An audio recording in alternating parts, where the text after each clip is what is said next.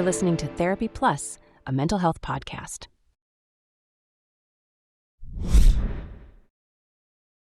The views and opinions expressed by the guest speaker on this episode are solely those of the guest. The content shared is intended for informational purposes only and should not be construed as professional advice or endorsement.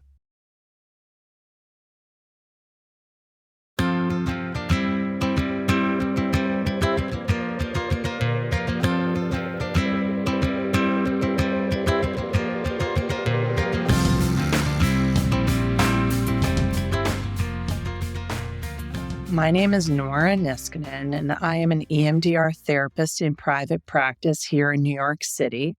I was invited to talk to you today because I recently wrote a chapter in a book about how EMDR helps treat trauma. EMDR stands for Eye Movement Desensitization and Reprocessing. It was developed almost 40 years ago by a female psychologist, Francine Shapiro. And what started as a personal discovery is now an internationally recognized treatment for PTSD or post-traumatic stress disorder.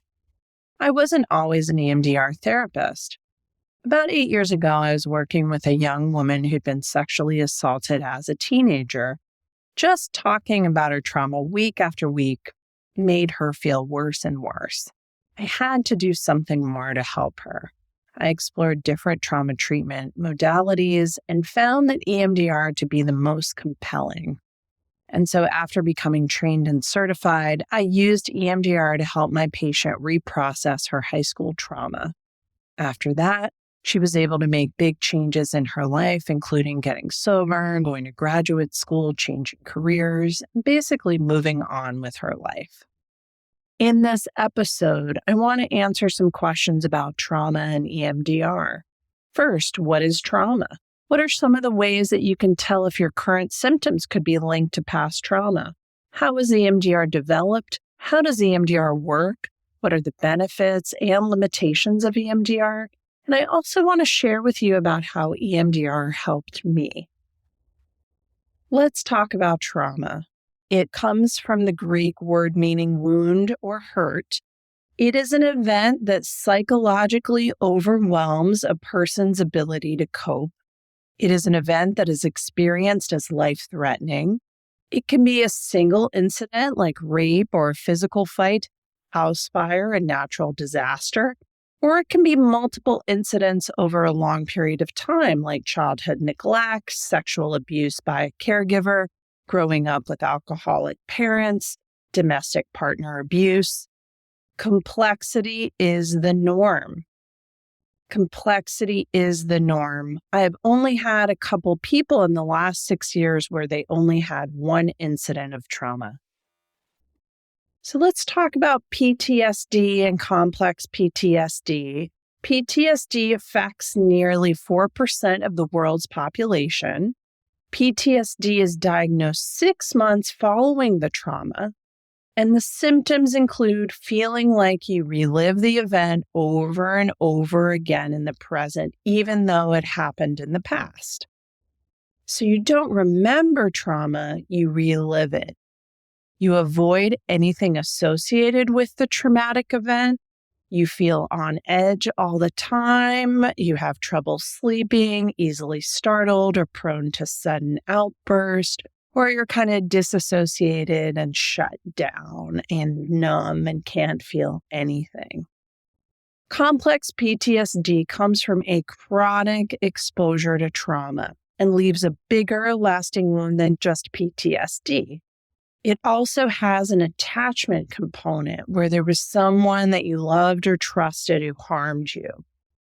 The Adverse Childhood Experiences Test is an online test, and you can use that as a way to measure the severity of the trauma you experienced as a child. And the higher your score, the more mental health, substance use, and physical health problems you are likely to have as an adult. Your body also responds to trauma. Let's say you're at a house party with your friends. You're feeling safe and relaxed and social. You're in what therapists would call the window of tolerance, where you feel connected to yourself, your emotions, your body, to others, to the environment. and then there's a grease fire in the kitchen. Your body is automatically reacting to the danger. You will either fight to extinguish the flames or you will run to get away from the flames. Your nervous system activates your body to go into fight or flight. This is called hyperarousal, and when people with PTSD are triggered, they may go into this fight or flight state. Let's say you're a child in an abusive home. They are stuck in this dangerous situation, and so fight and flight don't really make sense. Your nervous system reacts to this chronic danger by going into freeze or shutdown. This is called hypoarousal, and when people with PTSD are triggered, they may also go into this freeze or shutdown. It's important to know that you don't control how your body reacts to danger, whether that's an actual danger in the present or when a past trauma is triggered. Your nervous system is in charge of how you react.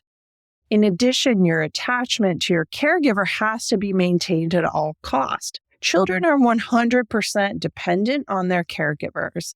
So the child has to create mental defenses to alter the abusive reality of their home to preserve the idea that their caregiver is good. And often the child believes that they are bad. And that is a safer belief than seeing the true reality of your situation that you cannot escape. This is complex PTSD. Disassociation is an escape when there is no escape. So people can live for decades in a high state of disconnection from their feelings and their body and possibly even have forgotten what happened to them. There is a spectrum of normal disassociation from getting lost in a book or daydreaming to not recognizing yourself in the mirror to more severe forms like losing track of time. Most people with trauma have some level of disassociation. They might even have an inability to recall the trauma. Disassociation protects you until it is safe to remember what happened. So that is why a lot of child survivors of sexual abuse will report it, decades later, what happened to them. So just to review, complexity is the norm with trauma. Trauma affects your nervous system, causing fight, flight, freeze, and shutdown. Every time the trauma is triggered, you relive, not just remember the experience. In complex PTSD, your mind does mental contortions in order to maintain your primary attachments. And so you may think, I had a happy childhood, but your body may get triggered every time you visit your parents as an adult because your body knows the truth about what happened to you. And your mind had to do these defenses and mental tricks to kind of maintain the connection. Disassociation from your body and emotions and forgetting memories can be part of surviving complex trauma. How does EMDR help treat trauma? In the spring of 1987, psychologist Francine Shapiro was walking in a park on a sunny day under a row of trees. She was thinking about something disturbing, and the light and shadow made her eyes move back and forth in an upward direction, and her thoughts seemed less and less disturbing. She took this knowledge and started researching her findings with Vietnam veterans. She would move her fingers back and forth and have the patient's eyes follow them to recreate the same effect she had developed in the park. At first, she just focused on reducing the negative emotions and sensations associated with the trauma. Then eventually she paired the eye movement with the traumatic memory, and she observed her patients changing negative thoughts and beliefs about themselves into positive beliefs. And the traumatic memory seemed more firmly planted in the past. EMDR was born with Francine's walk in the park. How does EMDR work? Francine believed that just like healing from a cut, your brain and body know how to heal from trauma. The problem is that when a traumatic event occurs, it disrupts your brain's natural healing process. So Francine developed the EMDR process to restart the self-healing mechanism so that you can learn the lessons from the traumatic event and then store it in the past. Without reprocessing the traumatic memory, you stay looping in the symptoms and sensations associated with the trauma. The only way out of this loop, according to EMDR, is to go into the distress. Avoiding the trauma only makes the symptoms worse. What does EMDR treatment look like? Well, we first begin with preparation. So you never walk into EMDR and start processing trauma immediately. There's a process of preparation. First, it's just like talk therapy. You'll talk to your EMDR therapist about your history, about your family, about your background, about your symptoms. And you really need to make sure that you feel 100% safe and comfortable with your EMDR therapist. And then you do some mental preparation. You learn more details about EMDR. You can ask questions. You and your therapist come up with a game plan of what targets that you want to work on for reprocessing. You choose the form of bilateral stimulation that you want to use, like eye movements, like what Francine did, or tappers, or butterfly self-tapping, or a light bar. And most of EMDR work is happening internally. So usually with your eyes lowered, or watching the therapist's fingers, or even with your eyes closed, you are the site of healing, and it taps into the intelligence of your body. You prepare your nervous system. You want to build positive resources. You practice using EMDR on positive targets before you go into the negative trauma targets. I sort of think about preparation as being in the Shire at the beginning of Lord of the Rings. You're kind of putting your team together, your resources, you're imagining being calm and peaceful before you confront the danger. And also another thing that you do in preparation is you develop skills like grounding and breathing and containment and other techniques to help you regulate your emotions and stay in your body during processing. And then when you get to the trauma reprocessing stage, you pick a target for the session. It's usually part of the plan that you've developed with your EMDR therapist. It might be a new trigger that just happened this previous week. You go inside yourself, you imagine the traumatic memory, and you start tapping or using eye movements. And this is the most intense phase of EMDR. You need dual awareness, one foot in the past, one foot in the present. And this is the vital skill during processing. And this is how you begin to learn from the traumatic experience rather than looping in the symptoms. Processing ends when you have felt the feelings and the sensations in your body associated with the traumatic memory. At the end of processing, usually a spontaneous positive belief emerges. So maybe you started out before processing believing I am powerless about the traumatic memory, and then at the end of processing, you believe I did the best that I could. And once you have this positive belief from processing, you have learned from your trauma and it has come to an adaptive resolution or end. So this is the EMDR process in a nutshell. What are the limitations of EMDR? I'm here to give you a realistic sense about EMDR. First of all, for some clients, EMDR is too intense and they discontinue treatment. For other clients, they cannot begin treatment or terminate treatment early because they're avoiding the trauma. Timing is an important factor when considering EMDR therapy. Rule of thumb is to start EMDR when you are in a place of relative stability and safety in your life. And then I'll say more severe forms of trauma lead to an inability to recall traumatic memories and might have more severe disassociation, even dissociative identity disorder. So more severe disassociation may require a very experienced EMDR therapist who really has practice working with this population. I'll also say complex PTSD, as we discussed earlier, is very complex. And the wound is much bigger than just with PTSD. And so you may need EMDR plus other therapies to really fully work through it because it's about attachment. There's these mental contortions. And so EMDR in a straightforward way might not be enough to resolve the complex PTSD. Now I want to tell you about my own process of healing from complex childhood trauma. I was in talk therapy with an excellent therapist for 15 years. It's a long time. So she helped me with my career and graduate school and friendships and romantic relationships. And in spite of all this talking, I still had this feeling that there was something really wrong with me on a deeper level.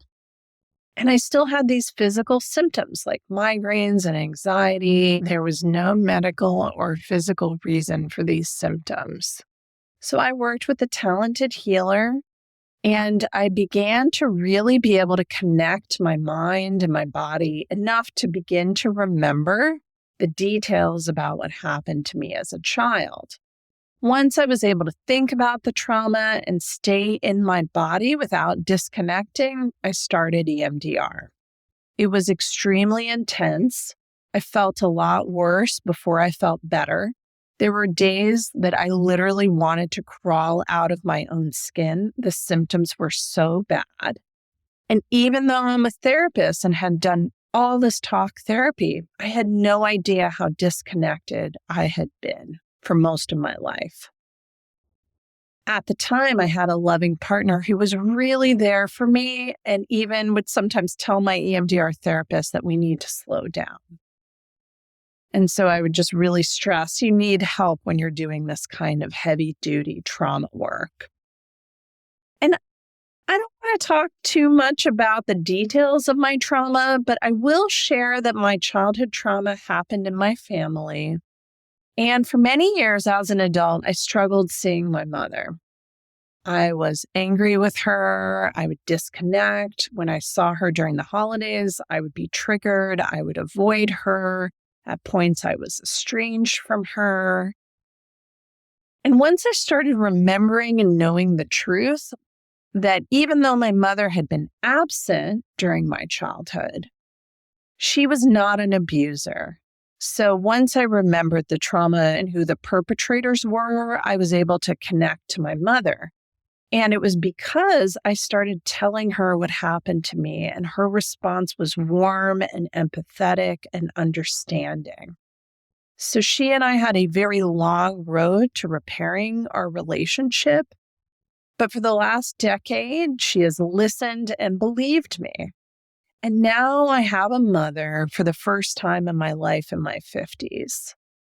And repairing this relationship, this primary relationship to one of my early caregivers has changed my nervous system, has changed my life. And now I can connect to myself, my body, my mind, my partner, my family, and my aging mother.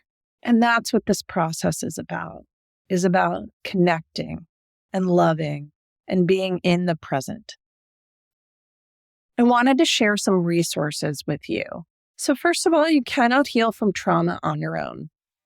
I would recommend building a support system around you, whether that's self-help groups like AA, Al-Anon, Sex and Love Addicts Anonymous, Adult Children of Alcoholics, or just having a supportive partner, friends, or family that know what you're going through.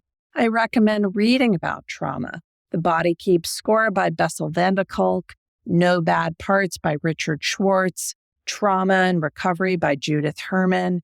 For sexual trauma, Courage to Heal is an excellent resource. For disassociation, The Stranger and the Mirror is wonderful. To learn about polyvagal theory or more about how trauma affects your nervous system, Stephen Porges recently wrote Our Polyvagal World, or an excellent online resource is justinlmft.com. As I mentioned at the beginning of the podcast, I recently wrote a chapter about EMDR in a book called Experiential Therapies for Treating Trauma that you can find on Amazon. And you can save 30% with this code ADC25. I'm a certified EMDR therapist and New York State licensed clinical social worker. You can check out my website to learn more about what I do, NooraNiskanen.com. If you want to find an EMDR therapist in your area or learn more about EMDR, check out the International Association of EMDR's website at emdria.org. And in conclusion, I really hope that this podcast was helpful and that you can apply it to your own healing process. Experiencing trauma should not be a life sentence of pain and suffering. Finding out the truth about what happened to you is the key to healing trauma. The truth really does set you free. I want people to learn from my personal experience of healing from trauma to help people find help faster and more efficiently, and just to know that healing from complex trauma is possible. With EMDR, Francine Shapiro gave everyone who has experienced trauma a powerful way to tap into your own self-healing process and learn the truth about what happened to you. Thanks so much for listening.